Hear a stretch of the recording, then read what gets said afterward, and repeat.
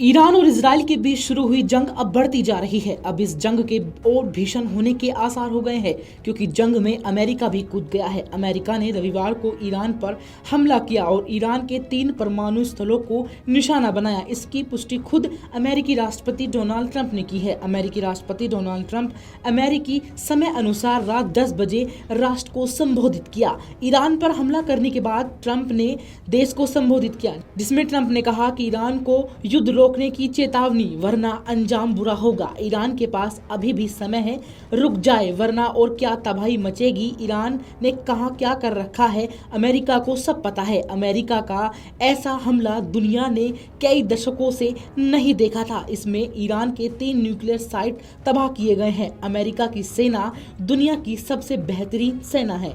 इससे पहले अमेरिकी राष्ट्रपति डोनाल्ड ट्रंप ने पोस्ट किया, हमने ईरान के 3 परमाणु स्थलों पर अपना बहुत ही सफल हमला पूरा किया। सभी विमान अब ईरान के हवाई क्षेत्र से बाहर हैं। प्राथमिक स्थल फोर्डो पर बमबारी को पूरा पेलोड गिराया गया। सभी विमान सुरक्षित रूप से अपने घर की ओर जा रहे हैं। हमारे महान अमेरिकी योद्धाओं को बधाई। दुनिया में कोई और ऐसी सेना नहीं जो ऐसा कर सकती है। अब शांति का समय है। इस मुद्दे पर आपका ध्यान देने के लिए धन्यवाद। आपको बता दें कि इजराइल ईरान युद्ध में शामिल होकर अमेरिका ने ये कदम तब उठाया जब अमेरिका ने अपने सबसे घातक लड़ाकू विमान B-2 स्थित बमवर्षक विमान के गुआओं के एंडरसन एयरबेस पर तैनाती के लिए भेजा है। कहा जा रहा है कि इस बमवर्षक का असली ठिकाना हिंद महासागर के स्थित डिएगो गार्सिया एयरबेस है, जहां अमेरिका ने इराक पर हमले किए थे। माना जा रहा है कि ईरान के सबसे सुरक्षित माने जाने वाले फोर्डो परमाणु स्थल को तबाह करने के लिए भेजा गया है।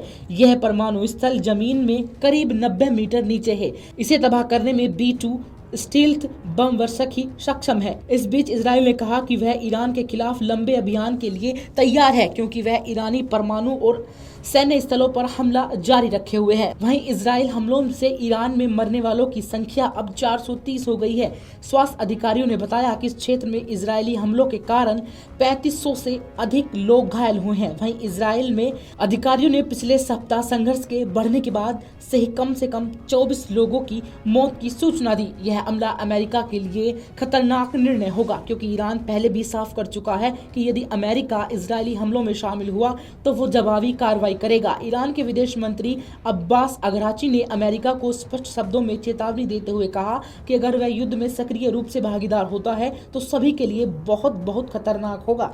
साथ ही ट्रंप के लिए यह भी खतरनाक निर्णय है, क्योंकि उन्होंने अमेरिका को विदेश संघर्षों से दूर रखने पर वादे पर व्हाइट हाउस में एंट्री ली थी। अमेरिका के मूल्य का उपहास उड़ाता था। इजराइल ने 13 जून को ईरानी परमाणु और सैन्य स्थलों पर निशाना बनाकर बड़े पैमाने पर हमले किए थे, जिसमें कई शीर्ष कमांडर और परमाणु वैज्ञानिक मारे गए। जवाब में ईरान ने रात भर इजरायली क्षेत्रों पर मिसाइल और ड्रोन हमले कर जवाबी कार्रवाई की। इजराइल और ईरान के बीच युद्ध 13 जून को शुरू हुआ, जब इजरायली वायुसेना ने ईरान क्षेत्रों पर हमले शुरू किए। इसके बाद ईरान ने भी जवाबी कार्रवाई करते हुए इजराइल के ऊपर सैकड़ों मिसाइलें दागी, जिससे बैलिस्टिक और हाइपरसोनिक हथियार हैं। इजराइल ने कहा है कि उसकी कार्रवाई ईरान को परमाणु हथियारों से रोकने के लिए है। Video desk amarujala.com।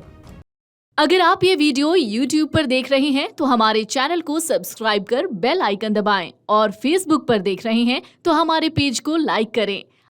अगर आप ये वीडियो YouTube पर देख रहे हैं तो हमारे चैनल को सब्सक्राइब कर बेल आइकन दबाएं, और Facebook पर देख रहे हैं तो हमारे पेज को लाइक करें।